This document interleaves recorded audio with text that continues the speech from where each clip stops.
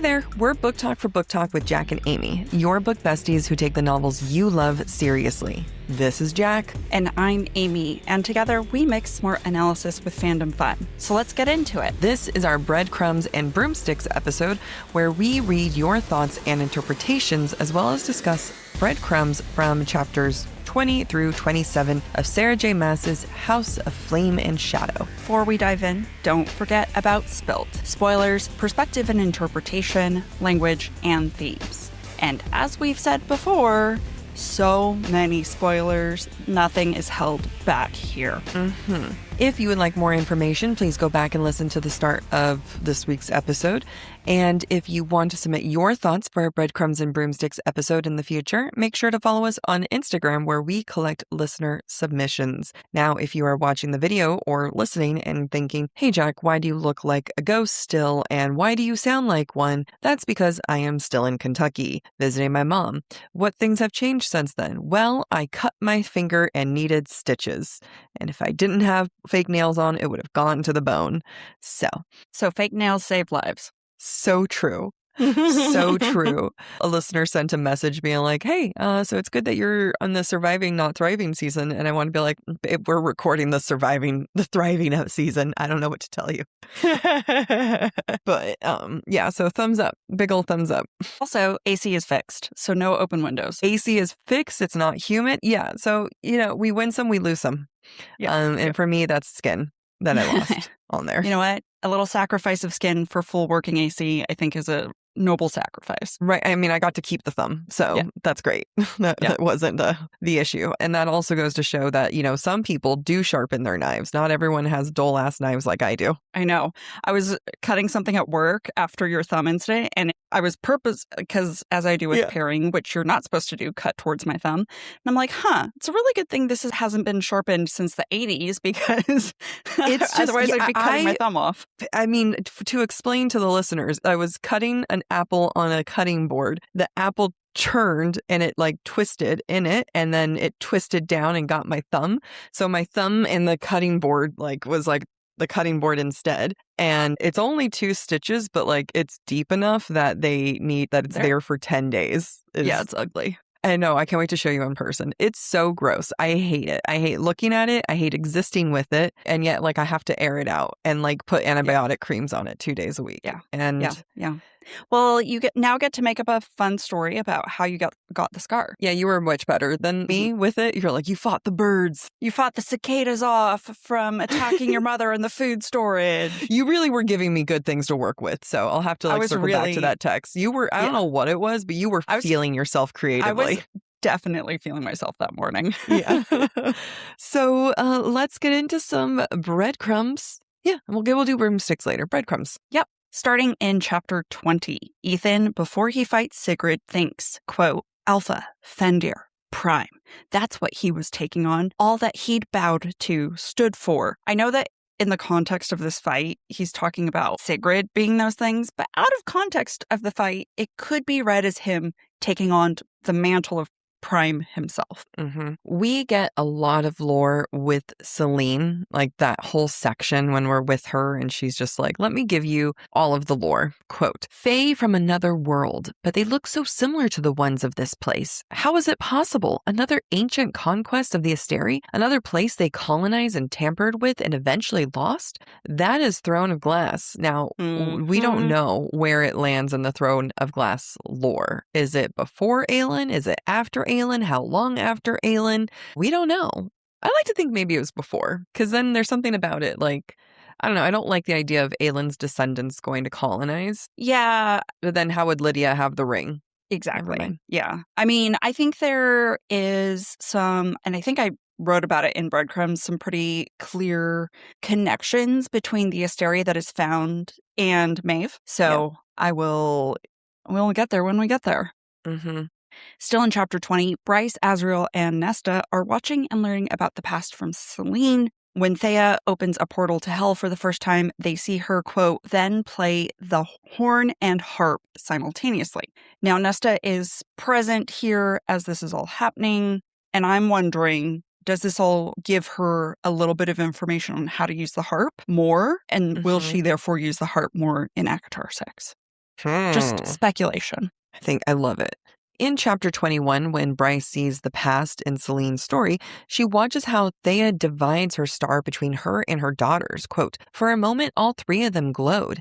Even Truth Teller in Celine's hand seemed to ripple a dark counter melody to how Gwydion flashed in Thea's hand, its light a heartbeat." This is foreshadowing Bryce's feeling of using the Star Sword and Truth Teller together in a moment. It's also foreshadowing the Star Sword containing a part of Thea's star. Yeah, we get that heartbeat reference a couple of times. Still in chapter 21, Bryce laments the death of Pegasuses on Midgard because she sees Thea flying on one in her final battle. Quote, "And they'd lived long enough in Midgard to grace early art, like the frieze at the Crescent City Ballet. They must have all died out, becoming nothing more than myth and a line of sparkly toys. Except they come back when she unlocks the power in Avalon." I would also like to point out that one of you could say Pegasuses, but Pegasi is acceptable. Is that what you were Googling while I was talking? I was like, are we missing a chance on saying Pegasi? Pegasi. And I'm not saying Peg-I. Like, I don't want to be. I don't know how I feel about Pegasi. Same chapter, Celine is the person who found and trapped all of the beings in the prison. Quote, "Beneath another mountain, far to the south, I found a being of blood and rage and nightmares. Once a pet of the Asteri, it had long been in hiding, feeding off the unwitting. With the dagger in my power, I laid a trap for it, and when it came sniffing, I dragged it back here, locked it in with the cells, warded the door." Was this the bone carver? And also, my question is, did she put, what's her face? Fucking little thing. Amryn? Yeah, does she put Amryn in there? Because we don't know who put Amryn in here, right? I don't remember. I guess it could have been Amryn, because I think she got trapped in there. Actually, maybe it is Amryn and not the bone carver then. I originally thought bone carver, and then I was like, what about Amryn? Wasn't she in here? Yeah, because that's right. Someone got trapped, like tricked into it. And it's not Lanthus, because Cassian did Lanthus. Correct. Amryn went in at one point because by the time she got out, she'd heard a mass exodus had happened. Yeah. Or something like that. But Celine would have done this after the exodus had already happened. Yeah. You know what? I have questions. We got questions. Yeah. For a while, I thought it was Bryaxis, but Bryaxis is trapped in the house, or was trapped in the House of Wind. Anyway, lots of options. The prison is full. Plethora. Continuing that theme, quote, "One after another, I hunted monsters, the remaining pets of the Daglin, until many of the lowest rooms were filled with them." I do wonder, because it is rumored that a female warrior trapped Koschei at his lake. Is Celine the one who trapped him at his lake because she could not bring him back? Yes. In chapter 22, Rigelus wants to take Hunt's lightning for a project, and Hunt asks why. Quote, "Your lightning is a gift, Athalar," Rigelus continued, "a rare one.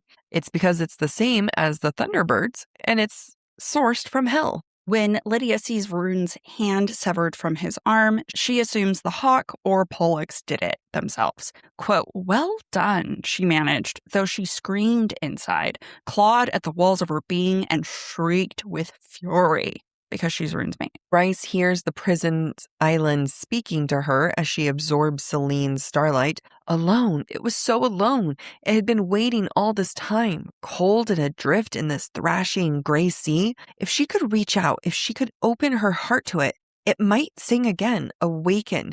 There was a beating, vibrant heart locked away far beneath them. If she freed it, the land would rise from its slumber, and such wonders would spring again from its earth. Sounds like the Asteri beating beneath her, but also foreshadowing Avalon's future change once she gets a hold of Helena/Thea's starlight.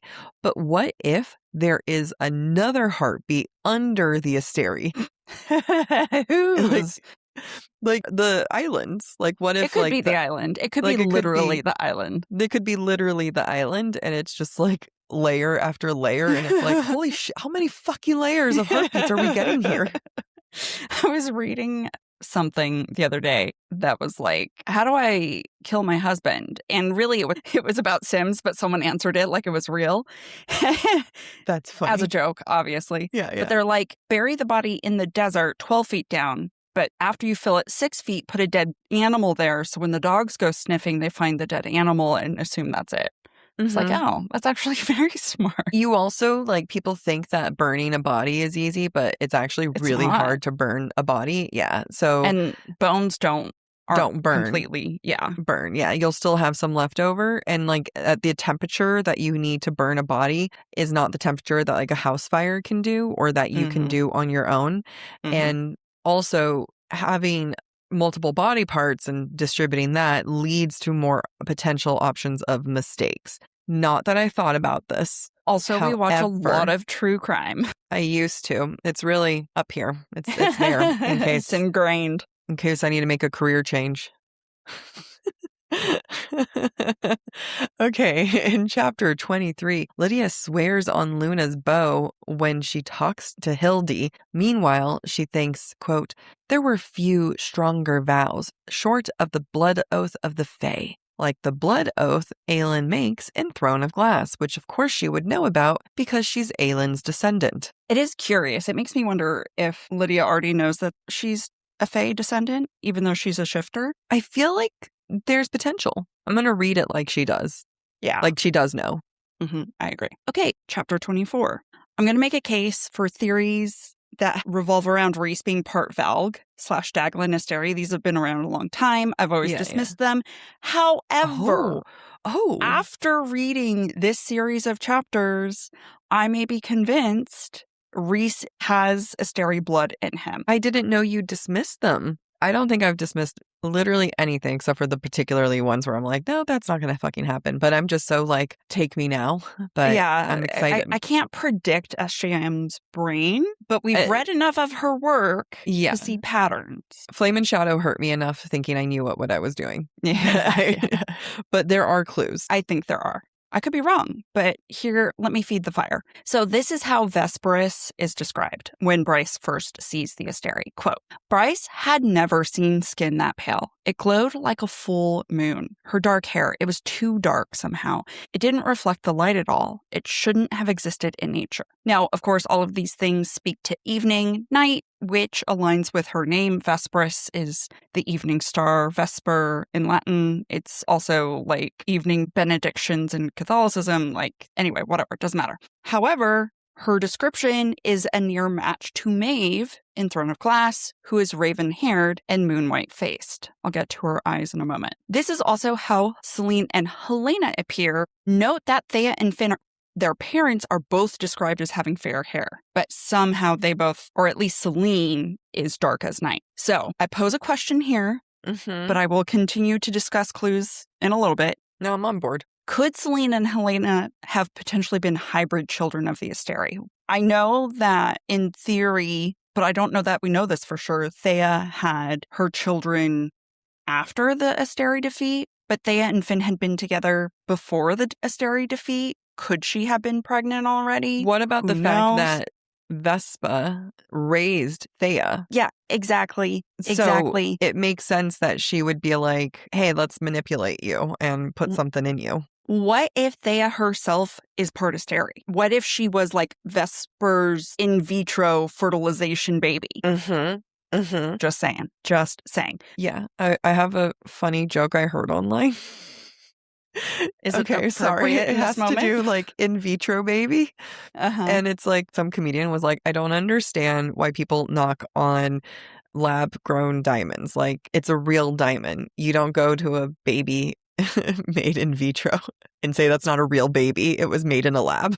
That's true. Yeah, that's all true. Okay, still in chapter 24, Vesperus's eyes are described as, quote, a crushing blue. They glowed. Who else's eyes are described as crushing blue in this series? Ruhn. Ruhn's eyes are described as a crushing blue. Who does Ruhn look like? Ruhn looks like Rhys, who has violet eyes. So blue that they are violet. So we're going to assume they have the same sort of color of eyes. So arguably, Rhys may have the same color eyes as Vesperus, whose eyes and Rhys's eyes have been described like Maeve's, violet. Yep. So, alternatively, if not Thea being part Asteri and her children being part Asteri, Illyrians were made by the Asteri, or Illyrians part Asteri, hence like their sources of magic and having to channel their magic through stones. And because Rhys is part Illyrian through his mom's line, and she left her ring with the Weaver, which is also probably an Asteri pet or whatnot. Does she know her heritage? Or is that how he has Asteri in him? Anyway. Yeah. I mean, there's been a lot of connection of Maeve and all of them being Asteri since they were banished. And there's lore about how one of the other worlds banished the Asteri also. And then, we think that's Throne of Glass. Yeah, in Throne of Glass. So then if you have like, okay, if Maeve is potentially Asteri and it's been long established that Ruhn has a lot of similarities to Maeve, then a Rhys, yeah. And then, like you said, like this is online. We've seen a lot of things online talk about it. I'm happy that you're bringing in these receipts because I'm like, oh yeah, actually, those make sense. I'm on board. I love it. Thank you. Okay. Yeah, big fan. Okay, she just has to address some of this shit in this next. Like, don't fucking do this to us, SJM. She said at one point in her Call Her Daddy interview that there was something that just connected so well that it felt like a greater being or something beyond her is the one that made that connection. And she writes with crystals next to her. So, like, I need to look at which crystals she writes with. Tell us your secrets, SJM. Yeah, I'll put pillars of crystals around me. Seriously. Get like a laptop case built out of the crystal. Jeez. I know. Okay, so same chapter. Bryce thinks of as, quote, he must have had some sort of starborn blood in him. Then a distant ancestor, maybe? Or maybe his possession of the knife somehow allowed him to also bear the star sword. Oh, that was my note. I didn't think beyond other than book 6, baby. Yep. Similarly, the Asteri asks Azriel, quote, to slay me in my sleep? Or was it that traitor Enelius? I see that you bear his dagger as his emissary or his assassin. The words must have meant something to Azriel. The warrior let out a small noise of shock. I imagine it sounding like, hopefully we get more answers to this in book 6. It did make me wonder. I don't know that we know how Azriel got Truth Teller. Is it possibly a family heirloom? And does that mean he is a direct descendant of Enelius? No. In chapter 25, Vespris climbed out of her sarcophagus, quote, Bryce twisted to the coffin in time to see the Asteri slowly climb out like a hatched spider. This was your note because I remember you were like, wait till I have something to say about it, so I won't take it. So Maeve in Throne of Glass, specifically Heir of Fire, is often called a spider. She's described as a spider. She is also the mother of the Stygian spiders in the Throne of Glass series. Yeah. SJM does not use imagery to describe someone unintentionally. Like, we've seen it with Nesta in the flame description. We've seen it with Feyre in the doe description. Like, to describe her like a spider is intentionally linking her to other spider-like characters. Very true. Very, very true. In the same chapter, Vespris takes a seat to talk to Bryce and, quote, picks at an invisible speck on her golden silk gown as she settles herself into a proper seated position. This is very similar to Rhys. She definitely knows what she's doing. What's interesting is, like, she's also done this to other characters in general, like not just Rhys, but at the same time, I feel like those other characters were like before this became such a Rhys-like thing. Yeah. Before we like attributed it solely to him. Yeah. All right. We're still in chapter 25. Bryce learns that the cauldron is a kill switch for the world of Prythian, which we knew from Wings and Ruin, and that the Asteri, quote, gave many worlds kill switches to protect our interests. She said it with such calm, such surety, foreshadowing the end of the book and how the palace / First Light core in Midgard is the kill switch for Midgard. And I'm sure in Throne of Glass, one of the things in there was the kill switch that we already encountered. Probably. Like, I don't know what though. I don't know what kind of like the dark stone. I don't know. But it's like, if I knew more and other people who are smarter than me online have probably identified the kill switch in Throne of Glass world. Well, it's very possible that they learned from the mistake of Throne of Glass and never put in a kill switch. Thoughts? Random thing that we haven't even gone to yet, but later on we're going to find out that in the Princes of Hell, some of them are busy because they're off saving like other worlds and they're kind of like galactic heroes. Yeah. And very Guardians of the Galaxy of them. Yeah. I just want to know one of them is like the other SJM series that she wrote and completed but hasn't published. Yeah. Like, give me that. Okay. The Asteri tells Nesta, quote, use the crown that maid scum over there possesses. Vespris nodded to Nesta. You could forge a path to enact your vision by clearing the minds of those before you. No, I guess we did know that the crown can make people stupid and stuff, but I feel like there was a lot of hinting of like Nesta not using things to the fullest potential. Yes, there as was well. a lot of that. I mean, speaking of not knowing how to use things to the fullest potential, the Asteri also tells Az, quote, at Azrael, at Truth Teller, you don't know how to use it, do you? The entire time, Vespris is just like, and there's more things you don't know, and there's more things, and you don't even know how to use it.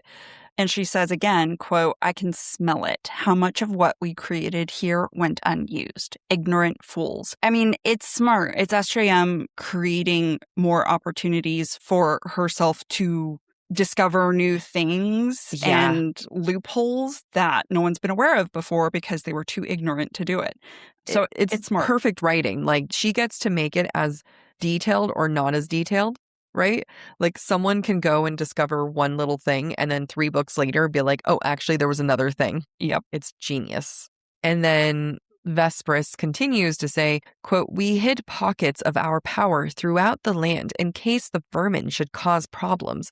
It seems our wisdom did not fail us. What other parts? What other things? Like, we know there's things under the other mountain. Like, she was like, hey, did you check all of the mountains? But what if there's other things? And, you know, it wasn't just Prithian. I'm sure it was the entire world. What if there are sacred mountains in every court, right? It's not just Ramiel. Yeah. Like, we don't know what if what the extent. Star Pond? Ooh. Excellent point. Excellent point in the Spring Court, by the way. Yeah. Bookworm reference. I hit my thumb. No, I'm sorry. Sometimes the strings get snagged. I'm sorry. It's okay. Our last breadcrumb. When Bryce holds the Star Sword to fight Vespris, quote, its power thudded into her palms like a heartbeat. Once again, because it contains the power that once lived within Thea. Oof, oof, oof. So many good things. So many good things that I know are coming. Yeah. It's one of those moments where I'm happy that we're reading this now and going over all of the stuff that we don't know so that we can forget just enough that by the time when we read the next book, we're going to be like, does she cover that? Did she say that? Yeah, I know. I feel like we're going to have to create. Ooh, this would be a good idea. We could create a document of all of the breadcrumbs we've ever covered in, like, just from our episodes. And it's just like an entire list of breadcrumbs. Yeah, the majority of them are just literary breadcrumbs. Do people want that? I don't know. You guys tell us in the comments. Tell us. I just want it for myself as we read the next ACOTAR book. It's like, because some of them are like, you know, clues and theories. And a lot of other times they're like, and that's a metaphor for what's about to come. Yeah, that's true. But we also never know how she's going to repeat things. Because genuinely, something that was a metaphor for or foreshadowing something that happened in Wings and Ruin related to Nesta can also still be relevant in Silver Flames. No, it's true. It's true. Let's give that to Bethany. All right. So for our broomsticks, I thought Jack and I could talk about the characters in this chapter because they're all going through some shit. They're all struggling with some sort of guilt or anger, etc. So my question for each of these characters, specifically Bryce, Hunt, Ruhn, Lidia, Therian, Ethan. So that's 6 people. So specifically, everyone that we're here, that we're talking about. I mean, I'm not including Flynn, Deck, Sprites, Sigrid. Anyone who has a POV. Yeah, basically. What is the level or version of morality each character is judged by in these chapters? And are any of them objectively right or the most moral? I feel like we're about to go into philosophy, and I always wanted to take philosophy classes, and we never did. We just kind of like touched on it because I want to know like Kirkorov or something like that. There's Chekhov? very, huh? Chekhov? Chekhov, something. There's a bunch of philosophers, but they go into the concept of what is morality, right? Mm-hmm. And is morality to be defined as something that the society gets to put and deem as moral versus something that we ourselves, the individual, gets to deem as what is moral? Because once we start playing by our own rules, it starts to be a little different. And each of these characters are playing by their own rules of what is moral, right? I think that by the very end, Nesta and Bryce have one of the best moral complex story of who is right and who is wrong, right? Because Mm-hmm. Nesta is just straight up like, we got to get you and carve the shit out of your back and maybe torture and kill you. Like, sorry, but that's what we got to do. And then Bryce just straight up steals their swords and Mm-hmm. stuff, which, like, honestly, I don't think that's like morally the worst thing. But at the same time, she's leaving and saying, I promise to not snitch. But she can't guarantee that either. So Right. those are my favorite because, you know, it's easy for us as a reader to say all's well that ends well. So there's like no moral issues going on here. It's you have to live by the character's morality and the reader's morality. And then honestly, SJM's morality. Yeah. And well, because this is coming after Silver Flames, I'm sure SJM assumes most readers have read Silver Flames. We understand how Nesta thinks. We know Nesta has a very strong sense of right and wrong. It doesn't mean she always acts in a way that is morally correct, but we can see where she's coming from when she's like, if we have to carve the horn out of your back, we're going to carve the horn out of your backs. No questions asked. We understand her motivation to keep the world of Prithian, safe. We also understand Bryce's need to get home, to save her people, to save her world. Mm-hmm. I mean, if you equate it to the real world, like, who's to say if I have the ability to save my country from nuclear disaster, but it puts yours into, like, risk of nuclear disaster, and you're trying to save your country, like, who's right? And is that first country obligated to help the second country? I mean, when you look at the larger hypothetical, then like, yeah, morally, we all are obligated to help one another. But if it's putting the lives of your own people at risk who are currently recovering from a war, why are we expecting them to gather their own troops and risk their own lives for an entire world that they've never met and have no idea about and could just close it up? Morally, that's not right. In the sense of like, you should want to be able to help. But at the same time, morally, they're saving the lives of their own people. So that dynamic, that story is the most complicated and the most complex. And I think it's the one that makes readers feel the most uncomfortable. And people just respond with anger of like, this is stupid. I don't like, that's not how this would play out. That's not what Nesta would do. Yeah. I agree. I think it is so much easier to cry wolf than it is to sit in the discomfort of, I don't know what I would choose in this situation because I don't know that I have the ability to save both. This is the variation of the trolley. Right. It is a trolley problem. Trolley problem is if a trolley is on the loose and you had to choose to save, what was it, one person versus three people? Yeah. Something Is like it that? like there's a bunch of people on the trolley and you're trying to steer the trolley to safety? You can either run over a child in the road or you can swerve to save the child, but you're going to crash and kill everybody else in the trolley. What do you Sometimes choose? it's not a child when people give an example. Sometimes it's not a child, Yeah, but yeah. that's the example I was given the first time I heard it. Yeah, but it's like, do you kill one to save three or do you kill three? Like, Yeah. and it's like easy to say, oh, you kill one for the greater good, right? But what happens when it's not one? What happens if it's a bunch? And yeah, it's a more extreme trolley. And this is when I'm really happy not to be like a world leader. I chose not to follow that pursuit. I chose to deny myself that opportunity. It's true. It was altruistic. For the greater good, I decided not to follow the path of dictatorship that I know I could thrive in.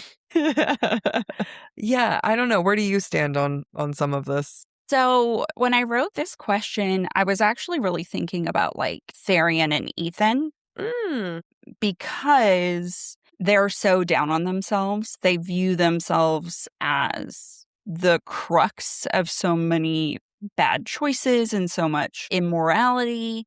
And I don't know if dumb choices equals being immoral. I think it's choosing to be ignorant. I think it's choosing to not think of others, but I don't think that is inherently immoral. I think that is a maturity problem. I would love to counter that. Okay. Countered there. That's all, just countered. Countered.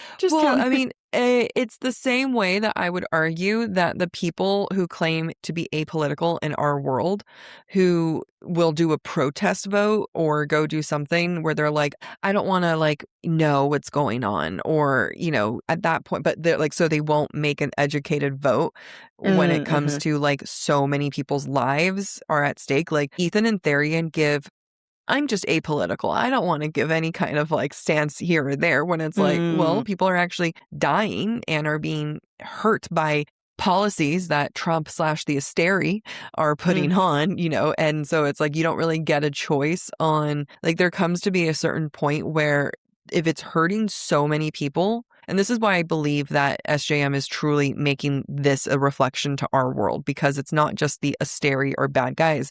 You have humans that are battling, you have the resistance, you have people out there fighting, and humans who are not given equal rights, right? They're forced to enlist. And Therian and Ethan choose not to engage at that point, in my opinion. But again, this is where morality is chosen by the individual. In my point, for me, that is a choice of morality of like, well, you've chosen not to engage. You're part of the problem. Yeah. So I don't disagree with you. I think in this collection of chapters, you can't blame someone for being ignorant if they don't know they're ignorant, right? But the second that they're aware of their own ignorance, that's when it becomes a morality issue. Agreed. And so for me, Ethan getting into this mess is dumb. Afterward, his choice to raise Sigrid from the dead, that's immoral. Right? Yeah. Because it is self-serving.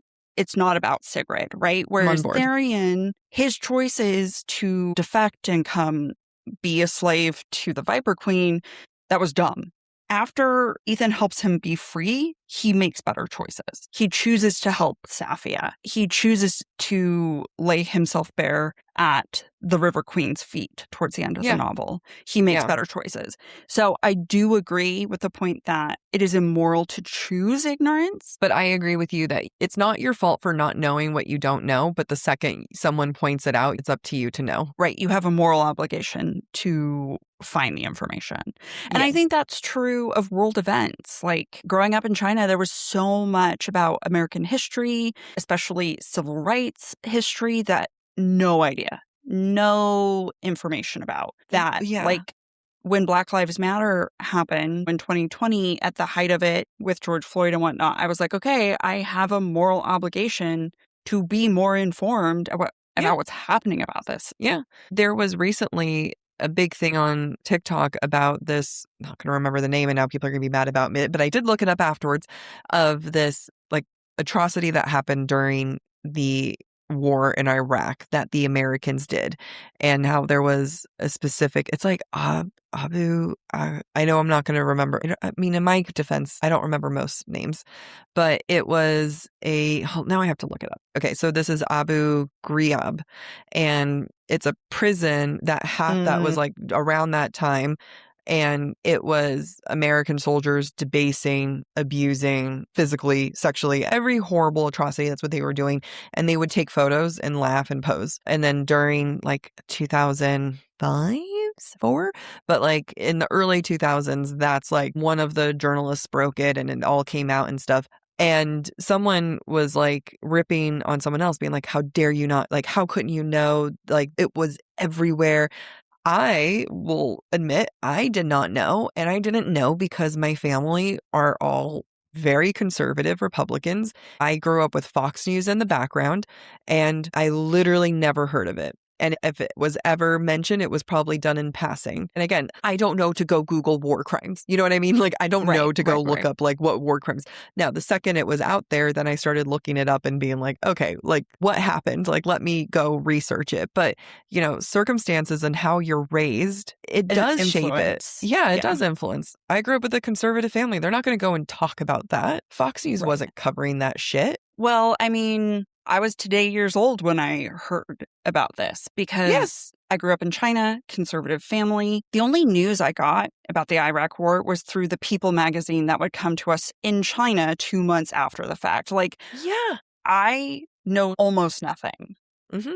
And that's why I don't talk about it. No, I know. But now I mean, have to go learn. I mean, and that's where it's up to people to be willing to open their eyes when someone goes, hey, have you educated yourself on this? And it's like, no, like, is this a new one I have to go do? But I think that what you're pointing out with Ethan and Therian is so spot on, that they don't know what they don't know, but they are now blatantly being told, you got to get in, like literally get on or off the boat with this one. And Therian chooses, like, okay, this is what I'm doing now. And Ethan runs off like a little asshole. Like, what are you doing? And every move that he makes is so self-serving because it's only about easing his own guilt. I mean, everything up until this point is easing his own guilt, right? Like, we got to get Therian out because he feels guilty. He didn't even worry about getting Ruhn out. Like, that's the other thing, is like they're out there being like, Ruhn, Hunt, and Baxian are all being tortured and they're about to die, but you are going to go choose to attempt to bring back to life a woman that you killed. That is very unfortunate, but like, your 3 friends are being tortured. Yeah. The amount of people that I would like willingly leave behind to save you. Yeah, you better. Fuck in a heartbeat. Yeah. I would go like, I'd kill every Sigrid if I need to go get you. Like, I mean, it would be like, hey, like, you got to kill this person you've only known for 48 hours to go save your best friend. All right. Already did it. You didn't even finish the sentence. All right. Yeah, already done. Already done. All right. Can we move on? Can we move out of here, please? Yeah. Kind of dovetailing off this conversation, I think it's a similar conversation, is Ruhn and Lidia. Ruhn is judging Lidia so harshly because of her past actions. And I think to some extent it's because they both grew up in households that were just shitty, right? And Ruhn's like, well, I didn't turn out shitty. I'm a leader of the Ox. But he's also a party boy who doesn't do shit, right? He was resistant to even being an informant for Ophion in Sky and Breath. Whereas Lidia, despite shitty circumstances, despite shitty upbringing, despite being a pet of the Asteri, has been doing everything she can undercover to aid the good, while Ruhn was barely willing to talk to her via a mental bridge when they were both agents, right? So in some ways, Ruhn's judgment of her is really a judgment of himself, of like, he's not willing to admit she's done good things because it reflects poorly on him. Because how much good has he done? Totally. I mean, I feel like Ruhn is lashing out at Lidia in every sense of his anger at her, at his resentment of like that he has to see her be tortured in a different type of way, that like she's associated with the torture. I mean, to discover that the person that he loved is actually, you know, this woman who has done horrible things, but you have to ask yourself, okay, well then what good have you done if you're one of the highest spies in this organization? Like, that is I mean, and I get it. Dumb boy. I can't expect him to have smart thoughts. However, like, why is there not an inch of, if she's one of the spies, what did she do? The way that they talked about Agent Daybright was like, we need to protect Agent Daybright at all costs. Agent Daybright is absolutely like one of the most, our key. If we don't have Agent Daybright, we are fucked. Like, protect her at all costs. Like, just think, just use your brain, think a little bit. But like, to the question of their morality, the question is Ruhn guided by his own morality when it comes to Lidia and himself, like the decisions that he's making? I think that Ruhn is very sheltered, and I don't want to insult anyone here. So please know that I'm talking about Ruhn in this situation, not your own individual experience. Saying that, okay?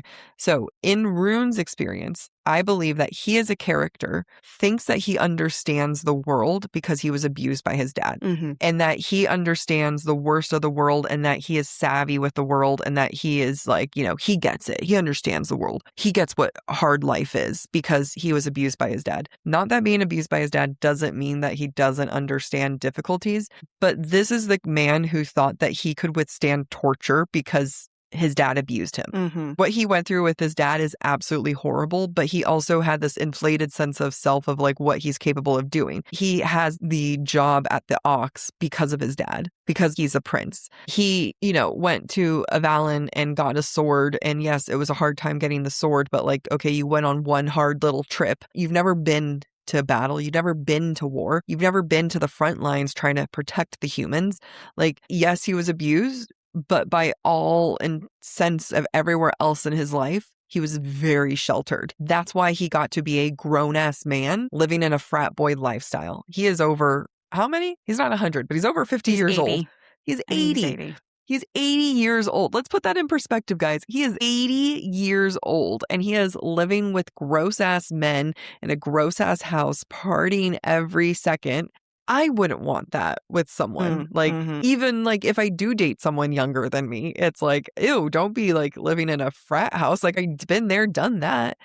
And I was 21. Like, yeah, I hope that makes sense. It's also to remember as early as Earth and Blood, which is what, a year ago, he was still complacent with his father. Yeah. He knows his father is a bad male, but was still complacent. So Ruhn really hasn't done a lot. This is a tangent. I'm actually more surprised he's not more reactive to the fact that Lidia appears as fire in their mental state. Because yeah, okay, he has PTSD, but he doesn't, obviously not that bad if he's not like shaken by the fact that ancient Daybright is made of flame. And he was willing to touch her. Mm-hmm. He was willing to touch the flame. Like, so, he wanted to fuck the flame. I'm not diminishing the abuse that happened to Ruhn.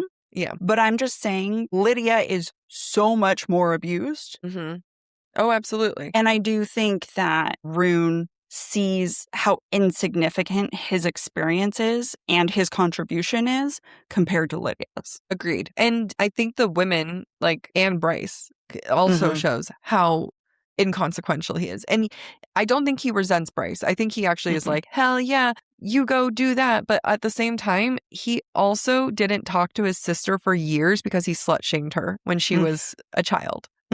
He was 70, guys. He was in his 70s at the time. And yet he wasn't going to be the adult and go try to make things right with her. I think when it comes to Ruhn, he's a character that is discovering what morality is and what a moral compass is. I think he lives his life very right or wrong, black and white. He lives his life thinking that he's going to die or never have kids, right? He's never had to think about what's right or wrong. He knows his dad was wrong, but he's never had to think about anything else. Like, yeah.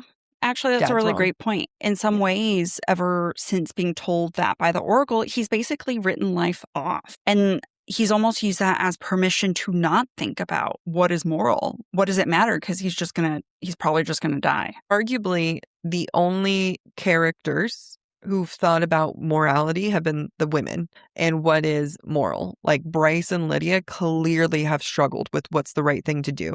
Now, you could say Hunt has also been in that question and everything, but my counter to that, Hunt's typically usually goes along with what the women want. Like, he also struggles with morality because Bryce has the very clear, this is what's right and this is what's wrong, this is what we got to do. Hunt, you got to get on board. Hunt is very much a, please, can we just go off into the sunset? We can just hide forever. Like, we don't have to engage. We can just hide forever and just let things be the status quo. Yeah, I think Hunt is almost just as traumatized and abused as Lidia. But they're two sides of the same coin in the sense that he doesn't want to do anything about it. He remains traumatized and lacks action and initiative, where Lidia is full on, I'm going to do whatever I can to make this right. And it's not just because of her boys. Like, that might be how it started. Like, she could have done bare minimum, but she's going full force. And she's being sexually assaulted on the daily. Okay? This isn't just she's forced to go torture and kill people, which is abuse within itself. But she is being physically and sexually abused by Pollux on the daily, and mentally and emotionally in every other realm. Like, this is her daily life just to survive and have to go and be a top level spy. When you look at Lidia, when you look at Hypaxia, when you look at Jessica, when you look at Danica, when you look at Bryce, these women had lines in the sand of what is right and what is wrong. Each of them have to accept that in order to do something right, unfortunately, they have to do something wrong and hurt people. For Bryce, it was, hey, I'm stealing your swords and I'm leaving you guys. Promise not to snitch. And for Lidia, it's all the other murder and torture she's had to do, right? Right. I do think for the women, at the end of the day, the ends justify the means. It's because they have a very clear sense that the means are morally the correct choice. Yeah. I find that this is a much more engaging conversation about whether SJM means to do it or not, gender, men, women. And we're going to do very loosely, men, women, and everything here, but of what is moral and what is not. Doesn't mean that they've been perfect. Doesn't mean that they've never messed up, but all of the women have had, like you said, like the ends justify, the means justify the ends. Is that the thing? No, ends justify the means. That's what it is. Yeah. Yeah. And they have it. I can't think of that in the same way that this is as complex as ACOTAR or Throne of Glass, not to this degree. No, this is definitely the most complex moral situation. The other thing that I just thought of in terms of gender is that all the women typically are thinking about the collective. The men are thinking about themselves or their immediate people, right? Hunt just wants safety for himself and Bryce. Bryce wants safety for all of Midgard. Yeah.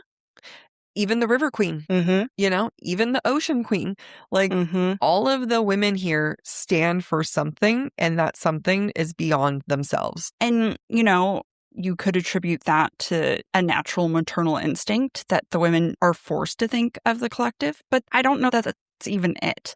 I think that's just how SJM's written her characters. I think it is how SJM's written her characters. And for me, I think the reason why we see it most here is because this world reflects our world far more. And I feel like arguably women have had to be concerned about the collective, forced to be concerned about the collective, because only women are going to take care of women, who's going to go out there and fight for the right to vote? It was the women. Yes, some men joined, but they're not going to go and start the conversation. No. Women are the ones who've had to sit here and be like, yeah, I need to take care of you.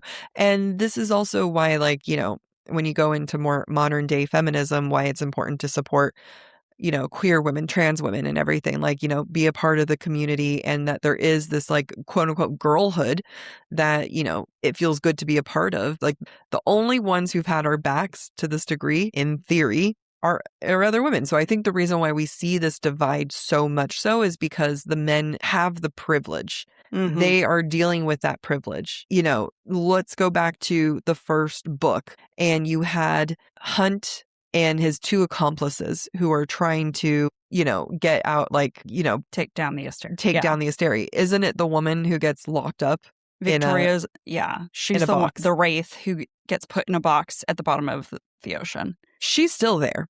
She's still alive. Nobody fucking thinks about her anymore. I was so convinced they were going to go save her. I know. She's still there, guys. But why did they do that to her and not Hunt? Because Hunt's a main character and we need him to continue.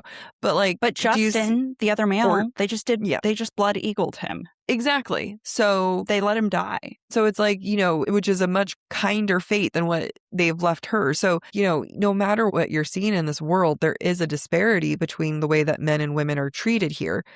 And because, again, I think it reflects our own world. So because of that, there is going to be more questions of morality, because the wars that we're seeing here, the crimes that we're seeing here, it reflects our world. Ours. Yeah. Yeah. It was a fun discussion. I know. Sometimes we amaze me. I don't know. Where I'm like... just in the sense of oh, wow, that was a genuine fun discussion.